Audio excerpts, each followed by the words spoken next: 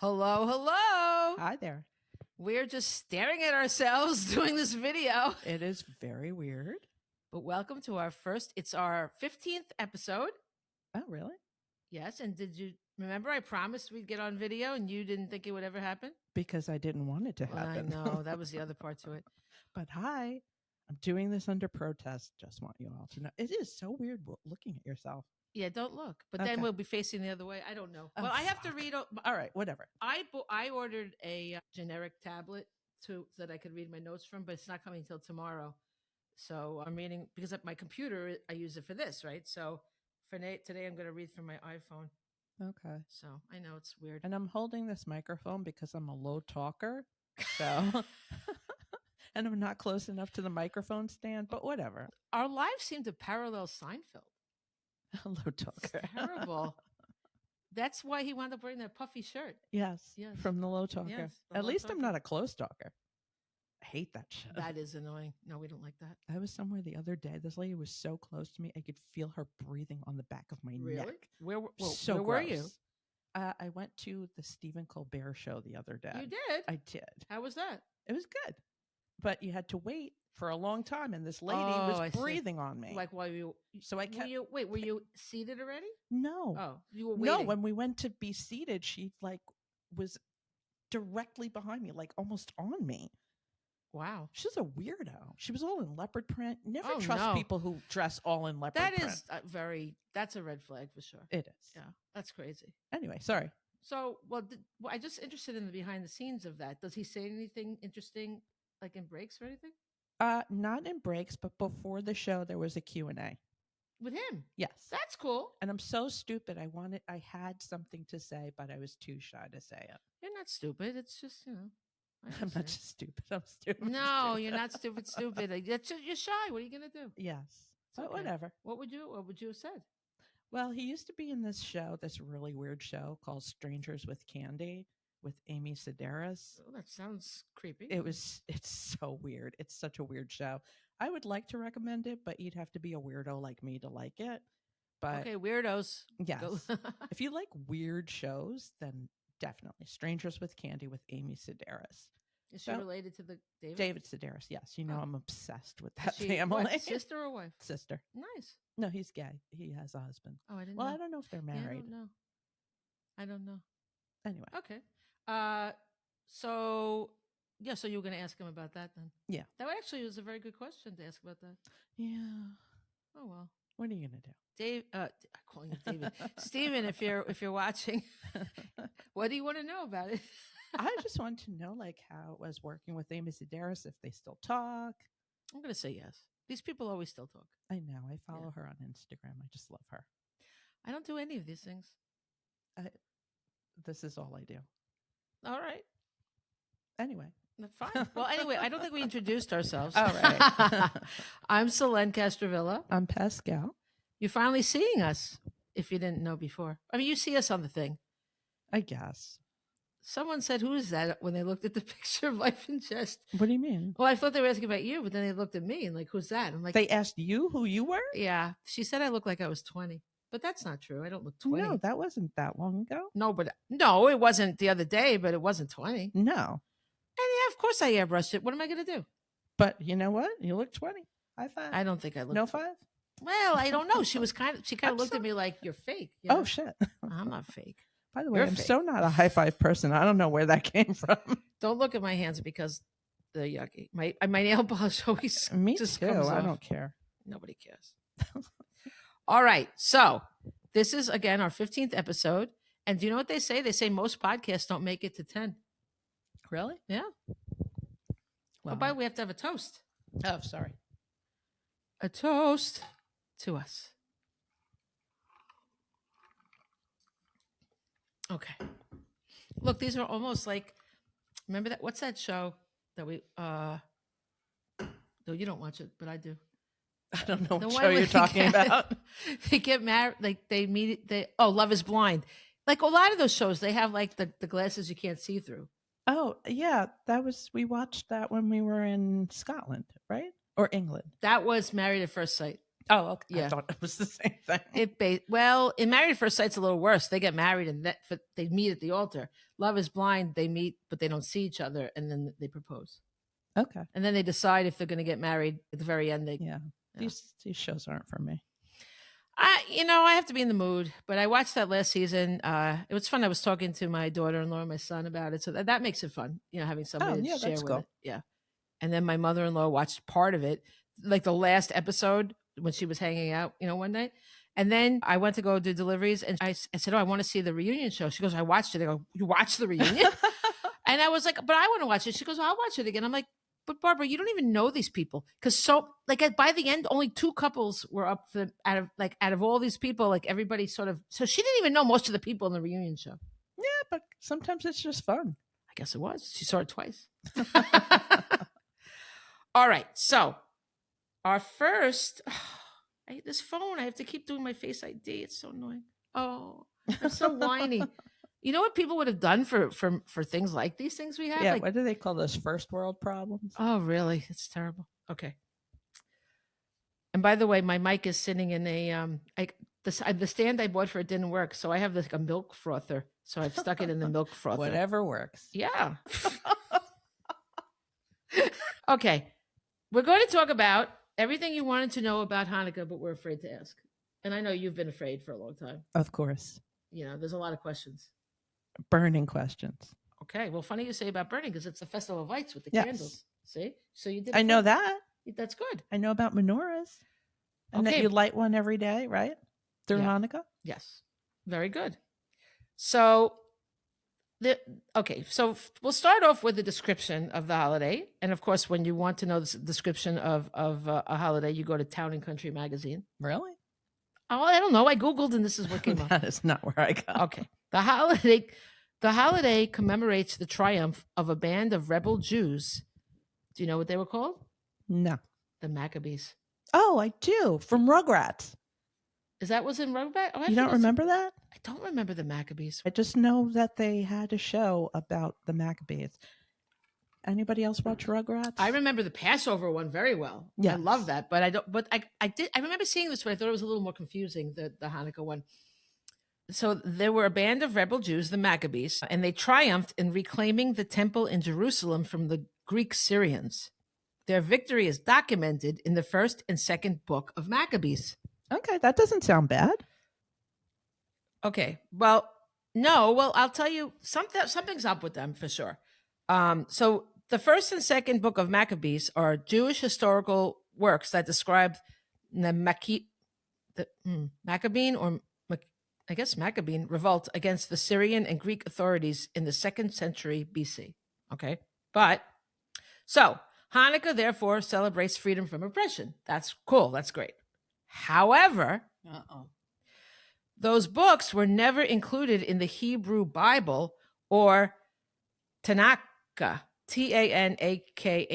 Sorry, I'm sure I'm pronouncing it wrong. So I looked that up, and it says Tanakh. It could be Tanakh. I don't know.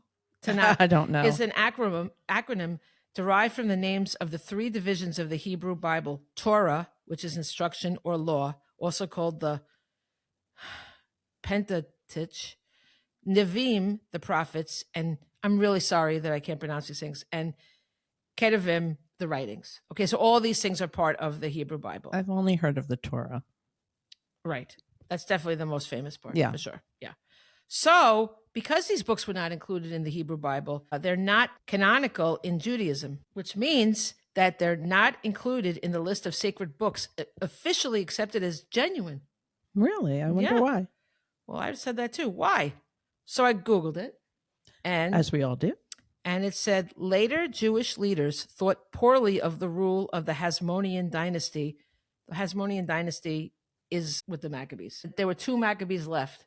And somehow, I don't know why it was. There's clearly a lot more that needs to be learned here, but I'm just trying to do the segment for the us. Reader's Digest version. I guess so, yeah. For anybody who knows what Reader's Digest is. As much as I hate to say that, because I don't really like Reader's Digest, but this is something that everyone's going to have to research for themselves. So. I liked it because I would learn new words. They had a section where you could learn new words.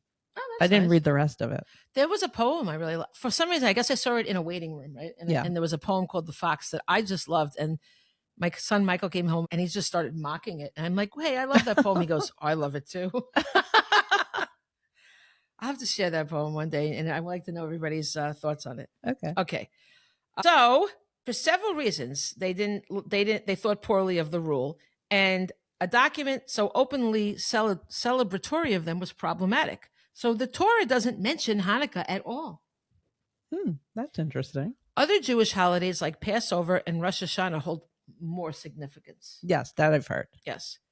So I looked up the Hasmonean dynasty, and this is from jewishhistory.org, which I think is better than probably Town and Country.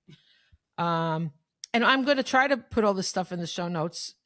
The problem is by the time I do the show notes, I always forget my promises. I'm really going to try, though. I write myself notes, but then you know what I do? I don't read my notes. Oh, really? I'm down to the fact where I email myself stuff and then I don't read my emails. I text myself stuff and I don't read my texts. Oh, I ghost myself. Wow. Yeah. That's rude. It's rude and not helpful. No. Because I really need the information. I need to. All right. But I bought myself a really cool thing that I think is going to solve everything. What?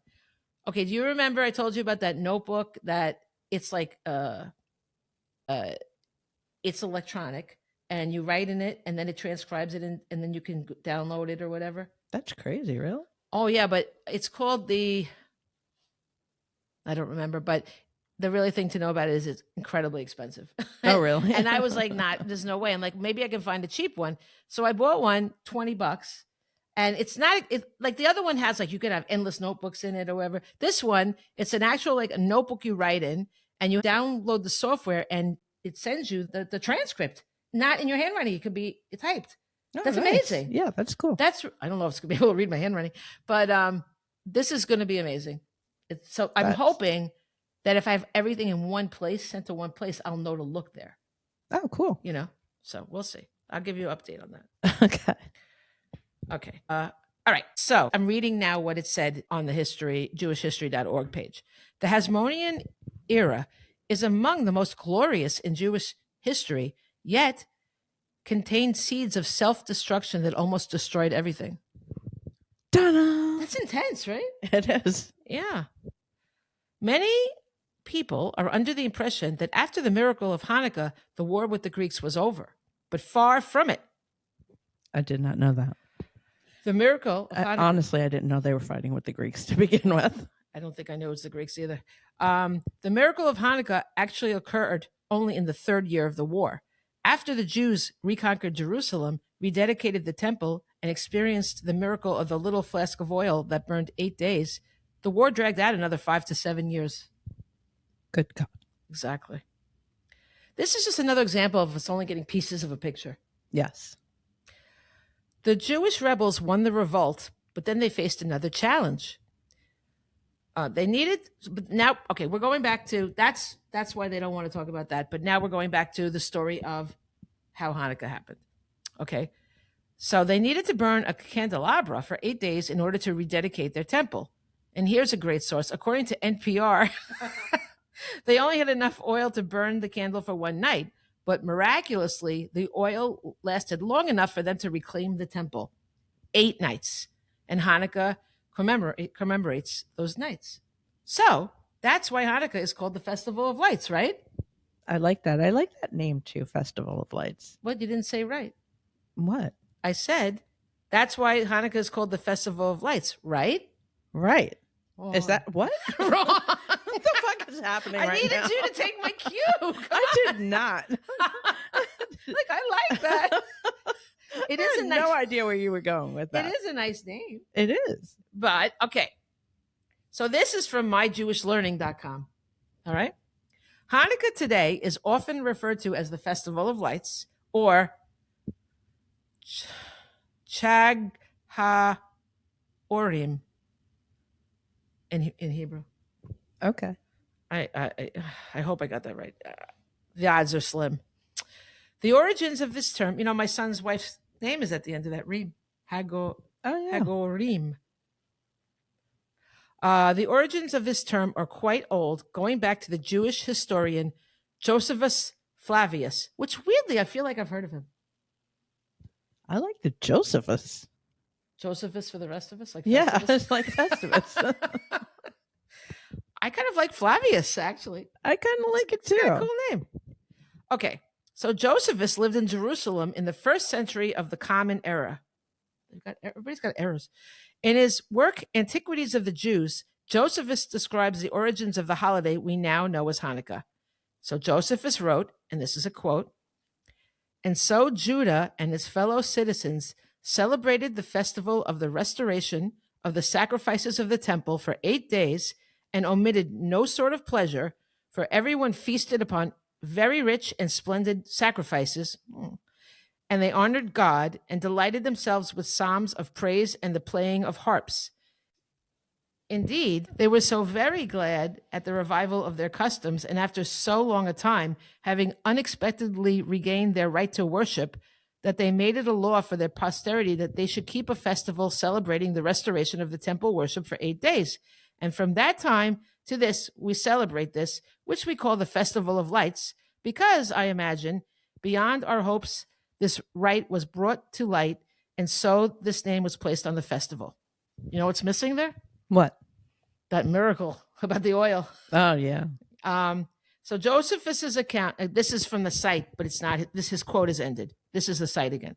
Josephus's account differs markedly from the common one known today, which focuses on the miracle of a tiny jar of oil lasting for 8 days.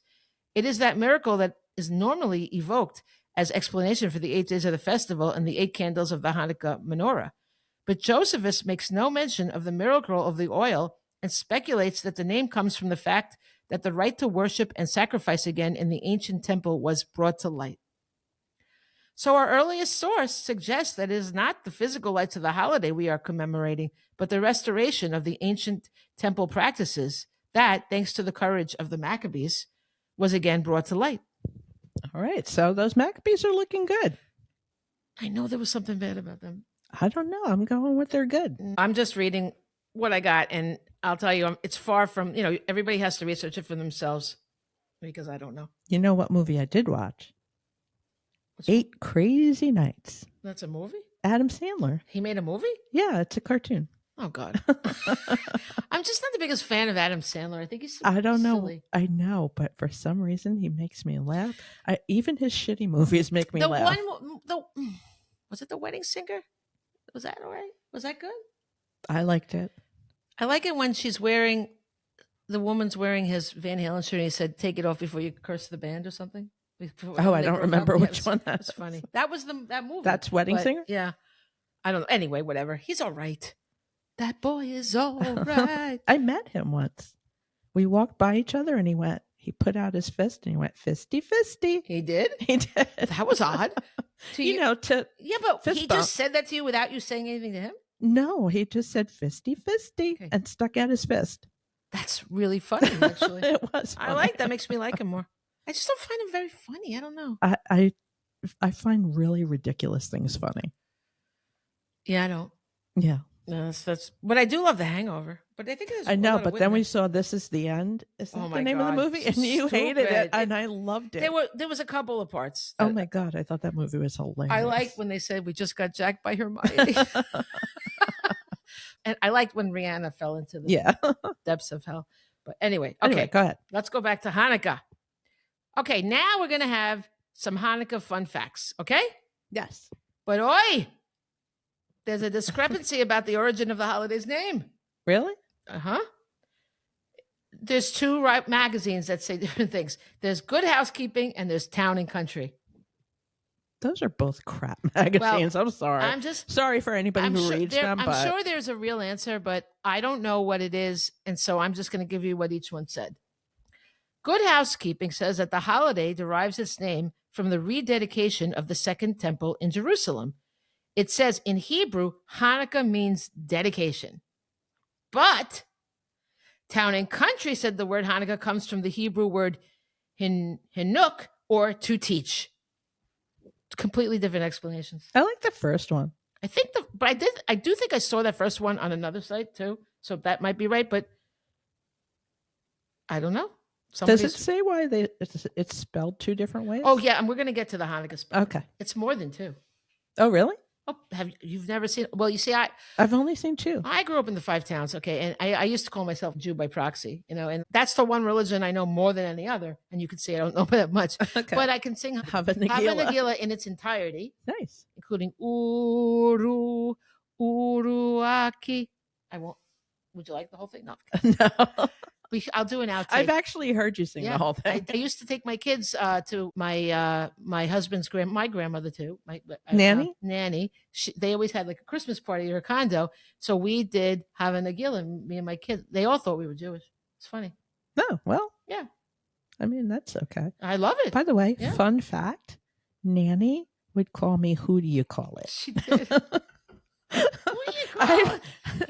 And because you just blend in, you know. I know, but I must have met this woman 100 times. Kidding. I don't think she knew anybody else of color. I don't know. But yeah, she had to. Who do you call it? Yeah. I mean, and I'm not saying Nanny was a very nice woman. No, it's true though. She did do that. But she sometimes called her own grandchildren different names. So. Yeah. Yeah. And like I said, very nice woman. Oh, I loved her. Yeah. Yeah. Oh my God. Okay. Oh shoot! This is so annoying. There must be a way to keep it in place, but I don't know what that way is. You see, I learned so much about my iPhone. She's fighting with her phone. And the phone's winning. Okay, this is from Israel21c.org. This is fact number 2. The main element of Hanukkah is the lighting of the Hannukah, Hanukkiyah, sometimes also known as the Hanukkah menorah. I've never heard that other word. Isn't that weird? I grew up in the 5 towns and Hanukkah. And this, friends, is not a freestyle event. According to accepted rules, you should place the candles right to left to correspond with the direction in which you read the Hebrew language. And then you should light the candles from left to right, giving more attention to the new candle first. Okay. But there's a lot of pressure on that. I didn't know that. Yeah. This is an interesting one, okay? This is number 3, in case you're keeping track. The National Menorah is lit every year in Washington, D.C. Guess how tall it is? I don't know. I'm so bad with that kind of thing. I don't know. Big? It's big. I guess. It's 30 feet tall, and it takes a cherry picker to get to the top. Nice. However, it's not the world's largest menorah. Where's the world's largest? Guess. Jerusalem? No, that would be a quick guess. No, it's in New York. Oh, yeah. Of course. Okay, what was that? Home of the bagels. Yes. Yeah. And the stupid tree. I'm sorry. No, we don't like the tree. We talked about that. Yeah. Did we talk about? Yeah, it's in the episode that just came out. We talked about how the trees are dying. If you haven't seen the tree, you should probably go see it because it's one of those things. It's like an iconic New York thing, but yeah, it's like watching something you slowly can't die. really see it. Like, the tree is so big. I mean, even if you look up, you really don't see much. It's just lights, isn't it? It's something. Yeah. I mean, the tree is huge. It's celebrating something being hacked down to die. Yes. That's what it's celebrating. But everyone should see it. We talked about that last time. Sorry. Okay, go ahead. Let's see. Big menorah. Okay, but guess how big this one is? 60 feet. Oh God, no. That's very big. No, it's only 6 feet taller. You would think that the National Menorah 36? would try to beat them a little bit. I mean, that tree's so freaking big. Like, they couldn't make a bigger menorah? I mean, 36 feet is tall. I wonder how big the tree is. It depends on the year. I mean, they get a different tree every time. Yeah, that's true. And this menorah, it stands on 5th Avenue and 59th Street, but not Manhattan, on Grand Army Plaza. Yes, it is Manhattan. Take that back. I saw Grand Army and I thought it was Brooklyn. Yeah. But no, it's Grand Army Plaza near Central Park in Manhattan. So it is Manhattan. Oh, that's weird. I've never seen it. I don't think I've seen it either. I have to go look for it. Yeah, maybe we should. Why not? Yeah. Yeah. Except it's cold. I know, but all this time, I mean, it's just weird. I could send Michael over to report Take a picture for us. Okay. Number 4, Hanukkah dishes are fried for a reason. Do you want to know the reason? Sure. Because people fry food in oil for Hanukkah as a symbol of the miracle oil that burned for 8 nights straight weren't actually wasn't actually mentioned. Yeah, but that makes sense. Yeah, they make latkes. Delicious. They make. I'm not even going to try to say the Hebrew word for jelly donuts. They make jelly donuts. Delicious. And apple fritters. Delicious. Does sound good. Now, Israel 21C adds, oh no. On Hanukkah, it is recommended, nay, obligatory, to eat as many fried foods as possible. Yay. So the heart doctors are probably in on this so they can get patients. Damn right. Yeah. It's a good way to go. In celebration of that victorious oil lamp in the temple. This is nowadays translated into copious amounts of fritters or levenvat and donuts, also called, or I'll try to say it, sufganiyat. Okay. You're better at pronunciations. I should let you do that stuff. Interestingly, most people fall into one of two camps. They are either firm advocates of fried fritters, which are hot potato pancakes with loads of sour cream, or avid fans of donuts. All that sugar, chocolate covered, sprinkled. Actually, but I heard that jelly donuts are very popular. Another one, but okay. You'll be hard pressed to find people who love both equally. Yeah, I would pick the latkes. Is that what you call it? Yeah, and that's okay. That's without the sour cream. I don't like sour cream's nasty. I'm not into sour cream either. But I'll tell you that, you know what they say? And if you prefer potato fritters, you are in the correct camp. Really? Because I'm not saying no to the jelly donut either. But if I had to pick one. Well, there you go. Yeah. I don't know. I don't want a jelly donut. You know what? Jelly donut, what I would do, I would cut it open and spread the jelly. It's too much clumps of jelly. Oh, I like that. No. It's like a prize. No, all that stuff. Any of those Boston, I don't eat any of that anymore. Boston cream is nasty. I love custard. You know, so that. So I cut it all down and I spread it out. That's what I do with. I don't do it at all, but if I did, isn't that fascinating? I know if the world wants to know this. Yes. Okay, but don't you think it makes more sense? Because otherwise, it's all dry in all the areas, and then you have this clump. I like that. No, I like to eat the dry part and then eat the jelly part. Which is weird because I usually don't like things like that. Yeah, for some reason, it's okay if it's a jelly donut. So but anything else, gross. Wow, it's so odd. Yeah, I don't eat pudding. I know you don't. So the thought of you eating clumps of jelly is very strange as well. Disgusting. All right. Yeah, I don't know. Okay. I'm a weird person. No, everybody has their own taste. Okay, here's an interesting one. Number 5. An astronaut once celebrated Hanukkah in space. Cool. Who? In 1993, Jeff Hoffman brought a travel-sized menorah and spun a dreidel while on the Space Shuttle Endeavour to restore the Hubble Space Telescope. His mini Hanukkah celebration was broadcast over satellite for people back on Earth to see. When was this? It was 1993. Oh, I missed that too, but I had babies. The whole 90s was Barney. I don't know. Yeah, I know what you mean. I don't think I saw that either. I missed everything. I'm not really a big fan of space stuff. Me neither. I like to worry about things on Earth. I think we got enough to worry about. Yeah. Like Whitey's on the moon. You might want to explain that. It's a song from it's a song that Howard Stern used to play about this black guy that was like real angry that like he lived in poverty while Whitey goes to the moon. Whitey's on the moon. That's a short explanation of it, right? Can't blame him. I can't blame him either. He said, my sister Nell Dunk got bit by a rat and Whitey's on the moon. Yeah. I don't blame him. I don't want Whitey to go on the moon either. I think we got enough stuff to do here. I mean, it's enough with the moon already. Tell that to that fool. You know who I mean. I think we all know who you mean. And the other he who must not be mentioned. There's a lot. Okay. So here is number 6 from Israel 21C again. Hanukkah and Purim, the two most fun festivals in Judaism, are not in fact mentioned in the Old Testament, which I did say before, and neither are considered major holidays. But what Hanukkah does have going for it is archaeology.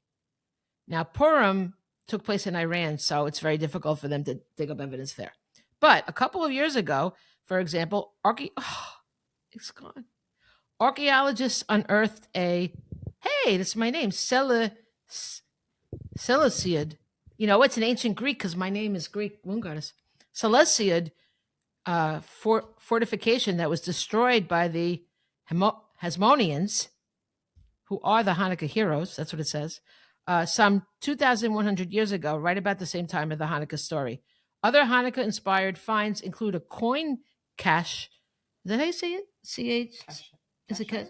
I don't know. I don't know. Cache? I don't know. I forgot the microphone. I don't know. Wow, that does make a difference. Cache, but I could be wrong. I don't know either. Who knows? Someone knows. They found it. Write us. I don't know. They never answer us. Oh, then go fuck yourself. No, I'm kidding. So kidding. Just kidding. Okay. They found the coins in 2016, and they were dating back to the Hasmonean period, showcasing bronze coins bearing the name of Hasmonean kings such as, oh no, Yehohanan, Judah, Jonathan, and Matthias. Here, let me see. Start here. Hold this microphone up. Yehohanan? No. Yehohanan. Okay. Judah, Jonathan, and Matthias. Okay. That's what I said. Or Matthias. I don't know. Yeah, I don't know either.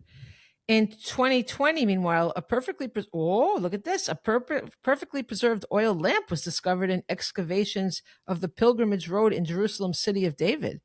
In a typical example of pottery from the 1st century BCE in the final years of Hasmonean rule. So in other words, architecture is proof of Hanukkah. Isn't that interesting? 2020. Not architecture, archaeology, sorry. 2020 is not that long ago. That's crazy to me that they're just finding that. Yeah, that's interesting. That's really cool. Yeah. Okay, here's a cool one. Number 7. Dreidels were invented as a ruse. Okay? Cool. I think it's very cool. So another hallmark of the holiday is dreidels, or little spinning tops that are actually not that fun to play with. This is just written in a magazine. Yet but the song is fun. I guess. Yet they are a must at any holiday get-together. Tradition holds that kids used to meet up in secret to learn Torah, the Jewish Bible, but if a Greek soldier happened upon their meeting, they would pretend to be gambling with their dreidels, since Torah learning was forbidden. That's really smart. Yeah, so that's how they got used. That was very inventive. Okay, this is number 8. It is customary for adults, often grandparents, to supply children with coins, either chocolate ones or proper cold cash, called Hanukkah gelt. You've heard of that, right? Yes, of course. Well, some people have not. Really? Yeah. Oh, I'm surprised. It's Yiddish for money, but yeah, well, because we're both from New York. I mean, you'd be surprised. Because you see that everywhere. Oh, some people during the season, yeah. Yeah, but there is some places. I don't think they celebrate Hanukkah even. Wow. You know what I mean? Well, we know because they've called into Howard Stern, and they didn't know they didn't know what a yarmulke was. Remember?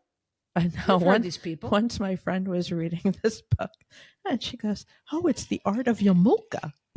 Oh God! I was like, "Really? You don't know yarmulke?" I know that's yeah, that's the way it goes. But her husband was Jewish. Well, that is really odd. I don't know what to say about that. That, my friends, is pure ignorance. Yeah, it's one of those things. I think when you see it, it's possible you would think she is a smart woman. But it's not like would you not think that she would have seen it written? Yeah, I mean, I knew what it was. Yeah, well, what do I? But then again, once again, we are in New York. Yeah, but you said that when her husband's Jewish, you would think she would know that. You would think. Yeah. All right. Okay. They say that the reason why they do it is it symbolizes the new coins the Jews in Israel minted to mark their victory over the Greeks. But it's just because they started giving out chocolate in 18th century Europe, and then it became popular in the United States in the 20th century. And it really doesn't have much to do with Hanukkah at all. Okay. But they made fun. it. This is just fun facts. Yeah, no one's saying no to chocolate. I'm trying. Or cash. I am trying to say no to chocolate because I'm kind of an addict. Like if I start, I can't just have a little. Oh, see, I'm okay. I can have a little. No, so that's why I try not to at all. Okay, and now here's the answer to what you were saying before about spelling Hanukkah. There is no wrong way to spell Hanukkah.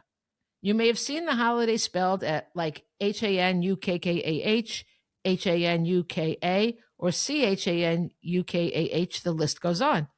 The most common version is probably Hanukkah, but all of the spellings are actually accurate because there is no correct way to directly translate the Hebrew sounds to English. So it can be spelled in a variety of different ways, each equally correct. That's interesting, huh? That is interesting. I think I like the HAN. That's how I usually write it. Okay. I don't know why. I don't know. I think I usually do an H, not a CH. Yeah. Okay, and here's the last one, and this is interesting. Well, it's for me because I love the history stuff with the American history I write about, and I wrote a book about. I wrote a bunch of civil rights books for Scholastic, and one of them is about. I don't remember the year. It was the year that Harry Truman became president. Harry Truman was the first president to celebrate Hanukkah at the White House. Good. I mean, really? It took until then? Oh, yeah. In 1951, he accepted a menorah as a gift from the Prime Minister of Israel, David Ben-Gurion, I hope. I find this another amazing fact about the transformation of Truman because he was actually a bigot, okay, initially. When he became president, he was a bigot, a racist, all these things, okay? Yeah, I believe that. Yeah. But he morphed into a caring man who I wrote about how he addressed the NAACP, first president to address the NAACP. And he did it on the mall, in Washington Mall. And like how I did, That's the mall. And he ended segregation in the U.S. Army.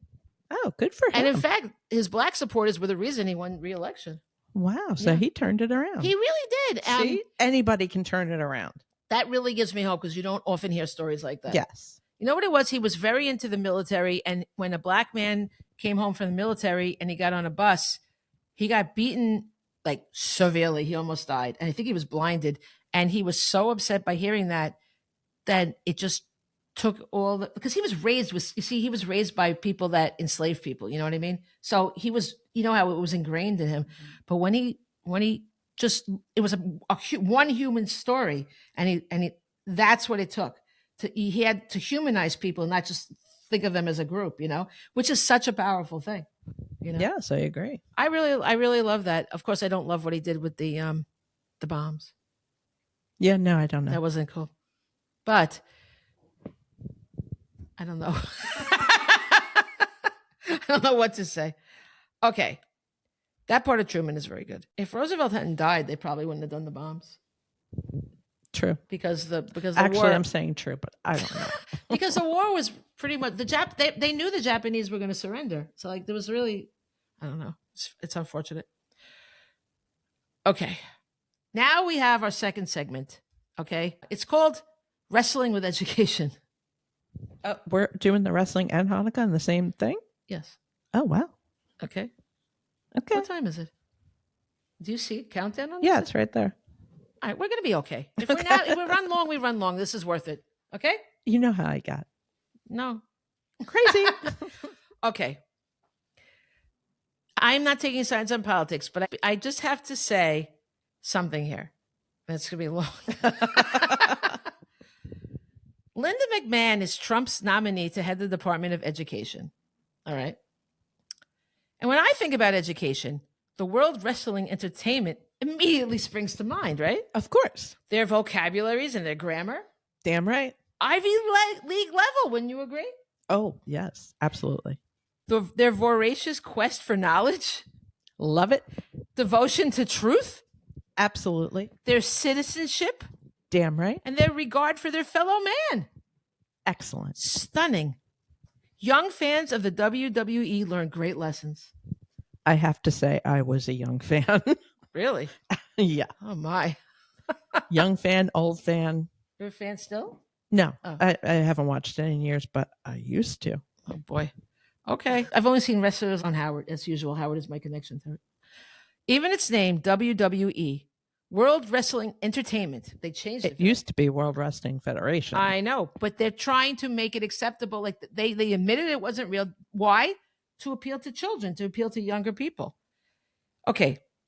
But calling it entertainment alone, education is not entertainment.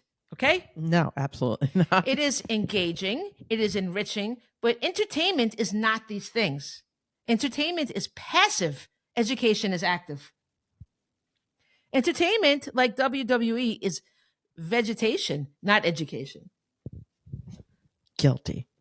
Jesus Christ. You're not helping her. I have to be honest. I know, but do you think she should be freaking head of... No, absolutely not. Okay.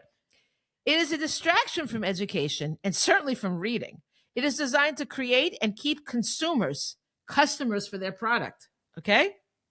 It is the enemy of education, which nurtures creators, scientists, and free thinkers. This reminds me of one of my teachers in my MFA program. I have a MFA in creative writing. He was and is, I hope he's still around, a brilliant author named Stephen Wright, not the comic. It's spelled the same way. I never met anyone who loved literature more than him. And he wrote his books. You should read his books. They're brilliant. Brilliant. His imagery, it makes you want to weep. It's so beautiful. And his stories are good, everything. So that love was contagious. And I look forward to his class so much, even though we were reading like really books on it, like that I really would never have chosen for myself, but he made me love them. And a quote that I'm thinking of here, he said, TV says go to sleep. Books say wake up. Okay. It's such a wonderful idea to have somebody with no degree or experience in education, except for one honorary position, and to choose a ruthless businesswoman who puts profits ahead of humanity. And what is education but the assurance that young people will be equipped with the knowledge and skills necessary for success in life and to ensure that humanity continues to evolve, not devolve? Okay. Linda McMahon, was her honorary position? She was on some, like, in Connecticut, some school board or something. Really? Of course. You buy your way into that crap, you know? Well, I mean, look what happened here. Linda McMahon's company, WWE, does the same thing as cigarette companies. It actively solicits children. And now we're going to have a little digression. We're going to talk about cigarette companies. 10 really bad things the tobacco. This is an article. I'm not going to do all 10 things. But the American Lung Association has an article, 10 really bad things tobacco industry has done and is doing to entice kids to start smoking. Tobacco companies have years of experience marketing their products to kids and teens. Big Tobacco has spent big bucks on getting kids to start smoking. These tactics are grossly deceptive and gloss over the fact that tobacco is the leading cause of preventable death in the United States. The truth is that the only way the tobacco industry can make up for the adults who die from tobacco-related disease is to have kids start smoking. They call youth their replacement smokers. Tobacco companies callously and aggressively advertise to youth because they know they are killing their current customers. And they have a quote from an R.J. Reynolds report on how they view recruitment. Young adult smokers have been the critical factor in the growth and decline of every major brand and company over the last 50 years. They will continue to be just as important to brands and companies in the future for two simple reasons. The renewal of the market stems almost entirely from 18-year-old smokers. No more than 5% of smokers start after age 24. And the brand loyalty of 18-year-old smokers far outweighs any tendency to switch with age. Brands, companies which fail to attract their share of younger male smokers face an uphill battle. They must achieve net switching gains every year to merely hold share. Younger adult smokers are the only source of replacement smokers. If younger adults turn away from smoking, the industry must decline, just as a population that does not give birth will eventually dwindle. This is from a report on February 29th, 1984 from R.J. Reynolds. It's called Young Adult Smokers, Strategies and Opportunities. Can you imagine? Yeah. Disgusting. I can. I mean, I'm so disgusted. I started smoking like 2 years after that. Right, because of them. No. Well, yes, but not directly, but it was cool because of what they made it cool, and then everybody wanted to do it. Well, yeah, I guess. It was more my friends, but I guess where'd they get it from? It's all, yes.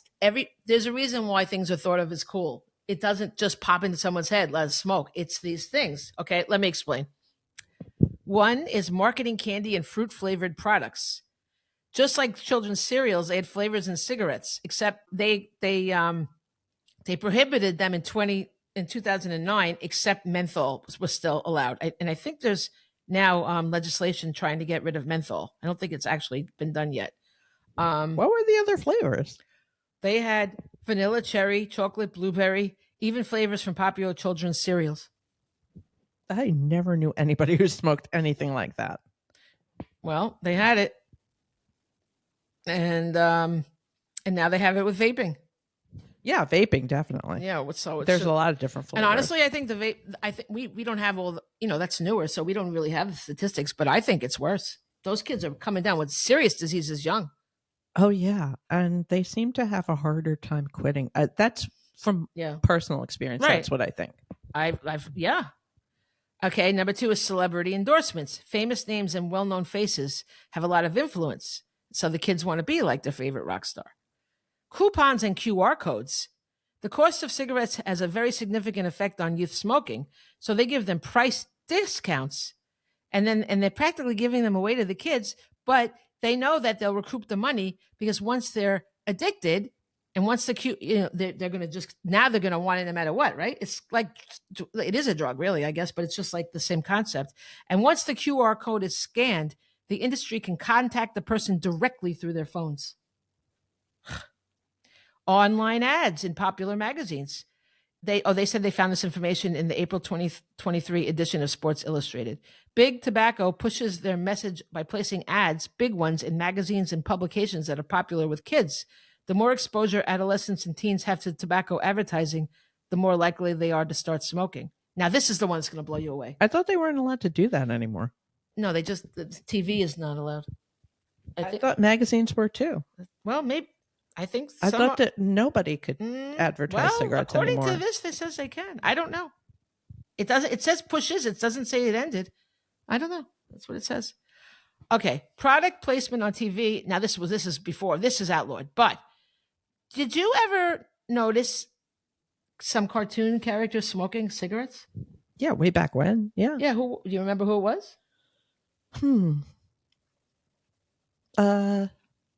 I remember the gangsters in Bugs Bunny cartoons. No, this is somebody that's not a gangster. This is a nice person. Who? Wilma.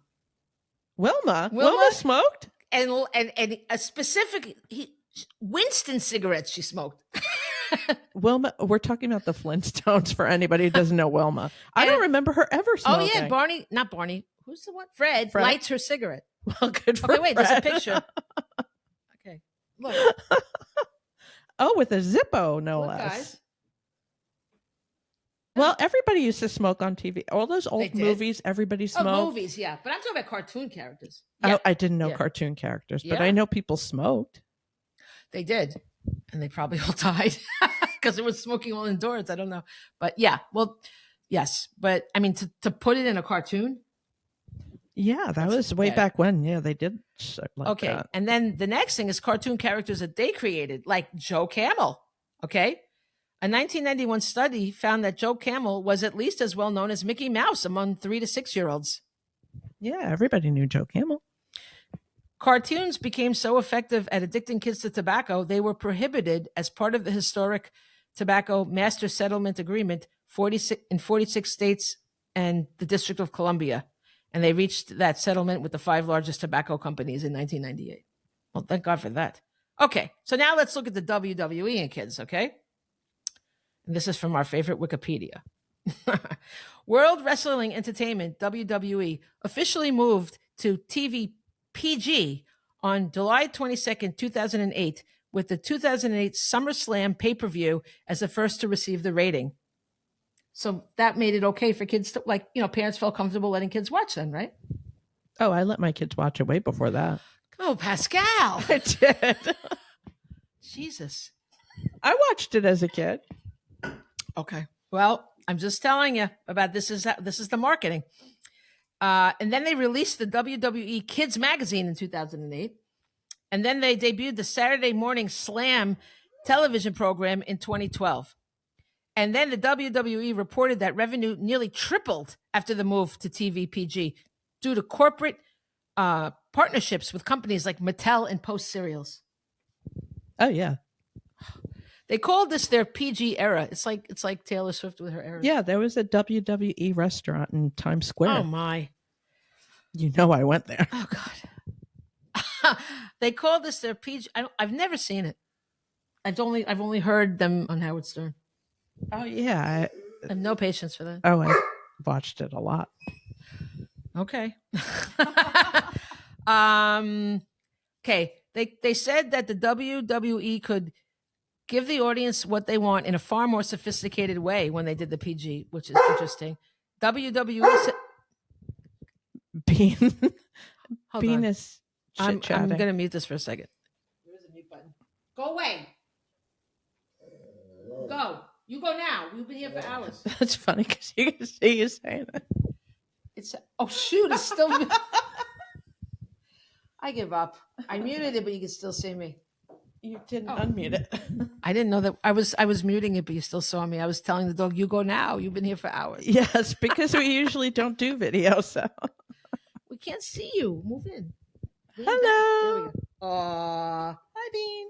Bean just wants love. Oh, I wish you could see him. It's so cold in here. I'm so hot. Because the heater's hitting you. I'm right you want next me to to move the it? heater. You might want to move it to your side, but maybe we should finish this. Yeah, let's do this. Okay, we're already. Well, well, there's going to be more. I'm sorry. You have to hear this. Okay. All right.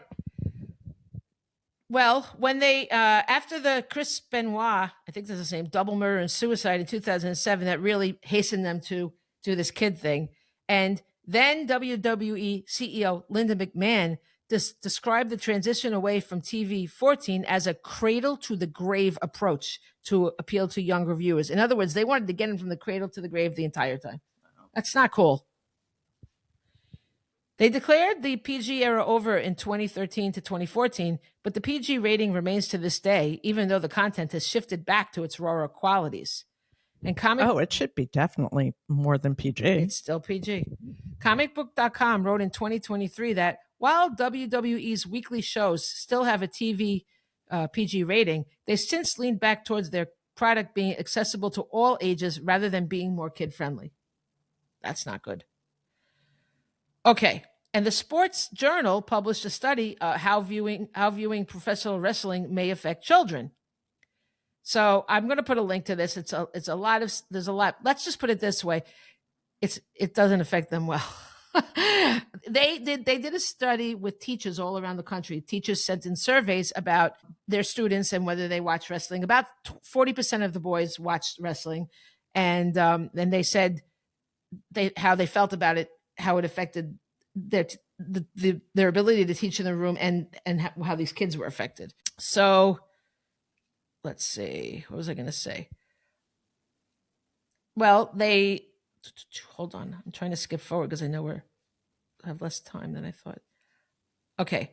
So the literature suggests that pro wrestling does meet the first criterion for unethical targeting, in that when the industry targets children, it targets a vulnerable segment defined as consumers especially susceptible to economic, physical, or psychological harm because of characteristics that limit their ability to maximize their utility.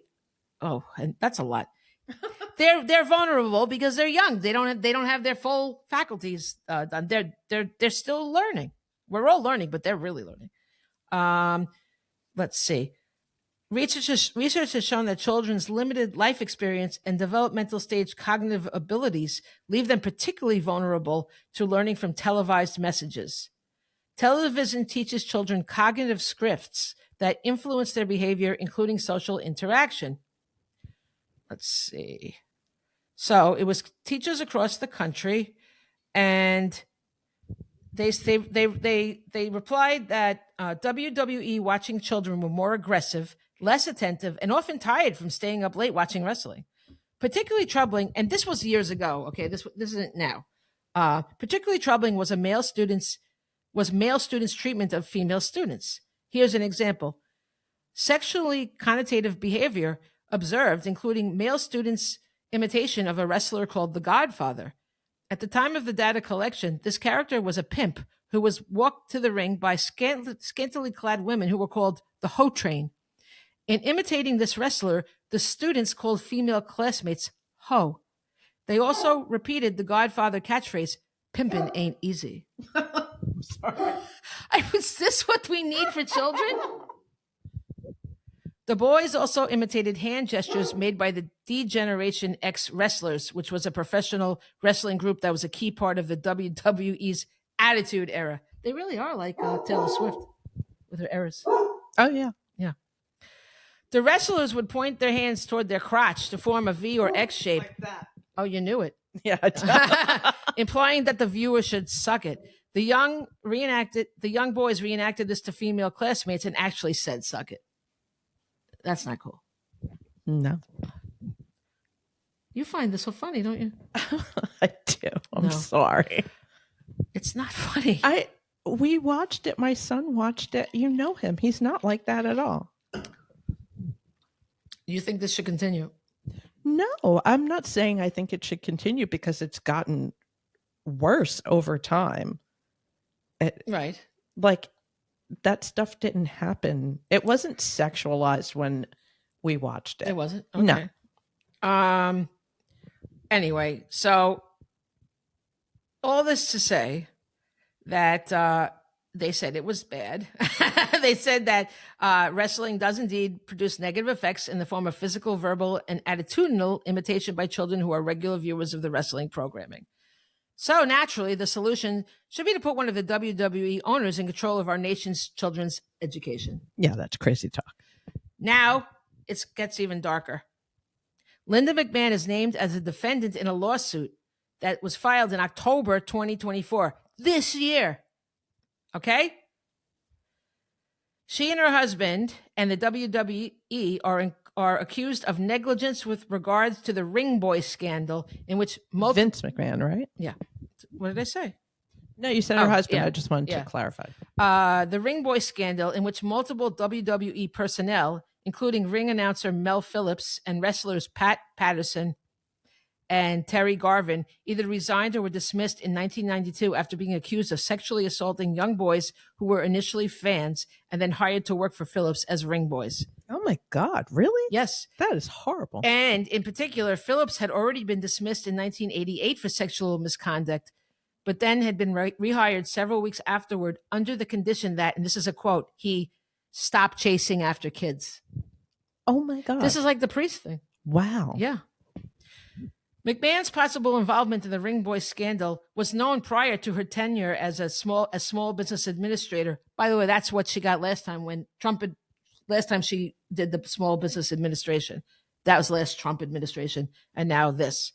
There was a vetted document from Trump's first transition team that was leaked in 2019 and cited the lawsuit, and they listed. I guess it was another lawsuit because this lawsuit didn't happen yet. I think there was a previous lawsuit. Oh, you know what happened? Some boys sued and then settled, and then you don't know you just know they got money. Listed the scandal as a possible red flag against her. The lawsuit also alleges that the McMahons fostered a culture of sexual abuse within the WWE.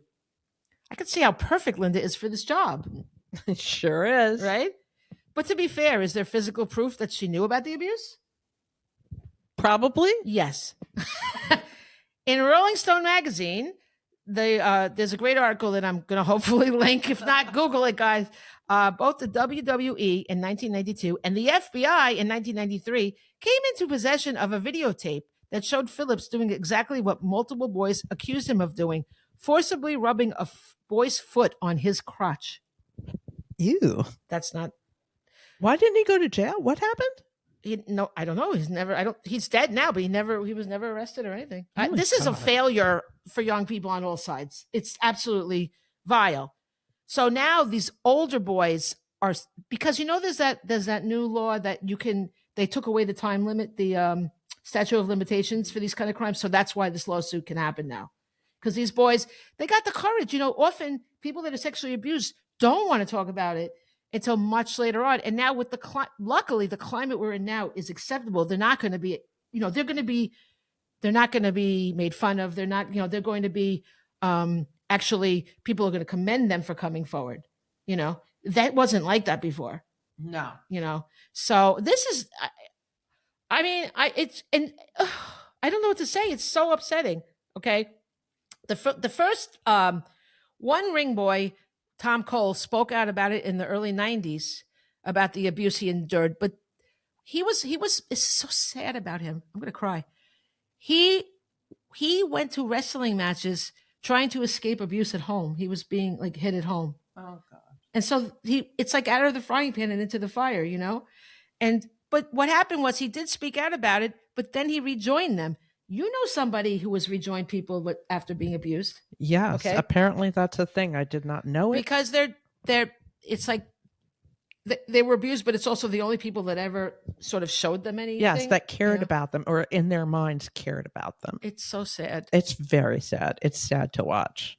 And poor Tom passed away, but he did finally speak out. Hold on a second.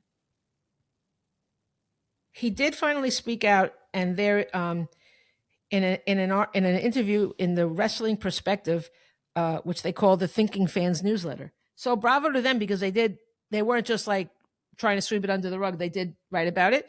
And here's a quote from that. Tom Cole paints an ugly picture of life in the World Wrestling Federation during the late 80s and early 90s. As a minor, Cole said he was brought into the business by Mel Phillips, who targeted young boys from broken homes to work on the WWF's ring crew. So now in this new lawsuit, 5 new victims who are all, publicly being called John Doe, like number 1, number 2, are speaking out. And if you read the Rolling Stone article that I will link it again, you could just Google, Rolling Stone and Ring Boy, I think I might have found it just looking for stuff about Linda McMahon. Honestly, this is how I found out about this. There's really, really upsetting details, like really bad. Like the crotch thing is bad enough, but he full out tried to rape them. Okay. Yeah. It's so, and she knew about it. Okay. And I'm sorry, but like, what is going on here? This is going to run the Department of Education? Unfortunately, there are quite a few people that are, I know, but the guy for what is it? The War One, the person has no military experience or something. But I meant to laugh at this, right? But it's not funny once you hear about what she covered up and that they rehired the guy knowing that he did it. I mean, are you kidding me?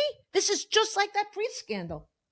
Yeah, well, it's like a lot of scandals. People let them get away, like Harvey Weinstein, Bill Cosby, all those people. People let them get away with it for so long. Like, and you wonder how away with it. Yes, that's my point. Now so she got this lawsuit hit in October. He's nominated her. She already knew about the lawsuit. Like, why is it okay? And the Senate's going to is it the Senate that does the approval? I think so. They're going to do it because they do whatever he wants.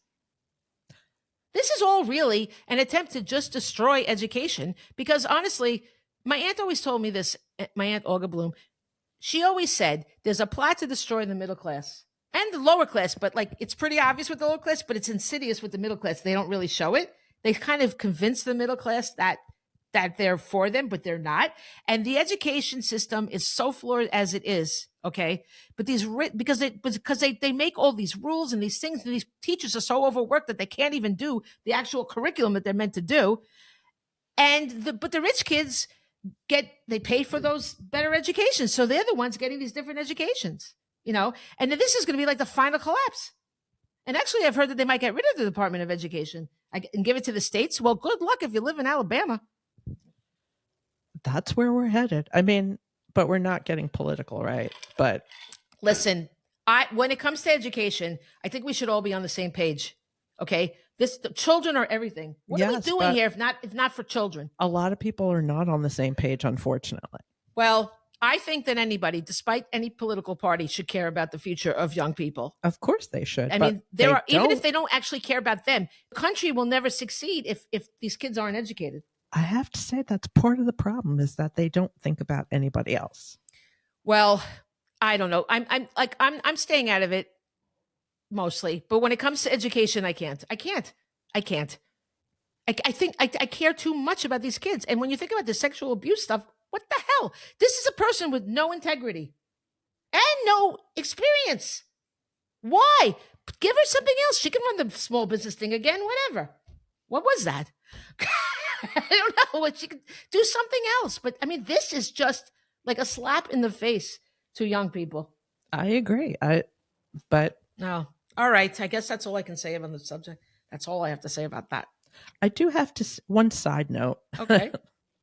So a wrestler, Rowdy Piper, did this movie. Rowdy Piper. Wow. So his gimmick was like he was in a kilt and blah, blah, blah, whatever. So he did this movie and it's like a cult classic. They Live. So it's called They Live? They Live. And that's the funny part. Okay. Is it like a apocalypse movie? It's about aliens that slowly take over the world, right? You put on these sunglasses and you can see that they're, what do you call it? What's that word? Aliens? No. I can't think of words anymore. I don't know what's wrong with me. But okay. You can see like their true ugliness. Is that like? You could see their true faces, but you could also see that they've invaded everything. They advertise like consume and you know. And I don't know why what you were talking about before reminded me. That absolutely does. It's funny. It's funny that he did that wrestler. Right. That is funny. Yes. But you're right. That is exactly the message. Yes. Yeah. You're right. That's what I thought was funny. That's so weird. Like, so you're saying he just like became an actor briefly as well. Yes. I really liked Roddy Piper. That's well, look, The Rock is. Yeah, right. And John Cena. They made fun of him a little bit in the thing. They're like, yeah, he was during the PG era. So was The Rock. Was he? Oh, no, The Rock came first, actually. The Rock was. Hulk Hogan was. Hulk Hogan was way back. But they said he was PG also. I think he came back or something. Oh, he must have come back because Hulk Hogan was way back. Stone Cold Steve Austin. Stone Cold Steve, yeah. I don't know any of these people. I mean, God, we all know The Rock. I mean, look, that guy. Yeah, worked out well for him. It sure did. Wow, that man. That's something. He's all from a man whose catchphrase was, "If you smell what The Rock is cooking." Is that what it was? Yes. See what the hell? Okay. All right, I'll give him a pass. He's entertaining. Okay. I mean, I think I like the movie when he was like a bodyguard for a baby or something. I think that's a different guy. I don't think I've ever seen a rock movie. Oh, I saw the one Red Notice. Very good movie. Never. Oh my God. That is a great movie because it shows you that you can have a really compelling, like a thriller kind of a movie, but it was funny and thrilling with no actual bloodshed. Yeah. But yet you still, like that doesn't usually happen. Yeah. And it's The Rock and it's Gail Gadot? Wonder Woman? Gadot? Yeah. How do you say her name? Gal Gadot. Yeah. Gadot, and maybe. I think it's the guy from the Mint Mobile commercials. Is that it? Ryan Reynolds? I always can one of those. We get so confused. It's the Ryan Reynolds and Ryan Gosling. No, I think this one's Ryan Reynolds is the one in the commercials. I think Ryan Reynolds is in this movie, but it's a 50-50. I don't know. I think so. If you're talking about the Mint commercials, I think that's no. Ryan I'm talking Reynolds. About the movie. Oh, I think I've never actually seen. I hear the commercials, but I don't see him. Yeah, and I don't know. In any case, Red Notice. I watched it. Casey wanted me to. I wouldn't have even watched it because I always think it's going to be so violent and this and that. And he got me to watch it. And I really thoroughly enjoyed that movie. Well, I also feel the same about They Live. Okay, is it funny? No, I don't think it's supposed to be. Do I find it funny? When was this movie? The 80s. Oh, okay. All right. Well, I don't know how we can find it. Maybe on YouTube or something. Oh, it's out there somewhere. Okay. So we're not that far over. See, cool. It's just as well because I was going to give some of the gross details about the kids. No. You guys could read that stuff if you want to. Well, you know what? They had to endure it. So I think we should I think that we should, we have to acknowledge, we have to like listen to them because they went through this and it's just unfathomable that these poor boys were abused like that and that they had knowledge of it. And I'm just not going to say it's okay. I know. For some reason, I could listen to every gory murder thing under the sun. But when it comes to that, I just can't. It's awful. It's awful. All right. So now we have our quotes. Okay. So I've done myself. I have 6 because I have 3 for the Hanukkah and then 3 for the education. Okay. How many do you have? 2. Oh, okay. Do you have them relating to the education? No, wrestling. Oh, wrestling. Okay. All right. Well, go ahead. Okay. They're both by Roddy Piper. What is his name? Rowdy? Roddy Piper. Rowdy Piper. I thought you were saying Ratty Piper. No, Rowdy. Rowdy. Yeah. That's better than ratty. Yes. Yes. So the first one is wrestling has a tremendous entrance plan. You come in and it's, boy, here you are. It's rock and roll. It's wonderful. It's got no exit plan. Ha! That's good. Should I do the second one? Go this one made me laugh, actually. All right. It's one thing to talk the talk. It's another thing to walk after getting whacked with a coconut. That's funny. Did they get hit with coconuts? I guess. They got hit with everything. Well, they were supposedly eliminating the chair hitting when the kids started watching. But I did hear that some people slipped it in. Oh. Yeah, great. Okay, so here, this is the Hanukkah. There's 3 for Hanukkah. Look at how a single candle can both defy and define the darkness. I like that. That's Anne Frank. I like that, yes. Anne Frank was That's why I want to go to Amsterdam. I want to go to the Anne Frank house. That it's so tragic. It's tragic no matter what. But she also, her diary, she thought she was writing a novel. Yeah, they're trying to pull that book. Make it one of the banned books. They always do that. So ridiculous.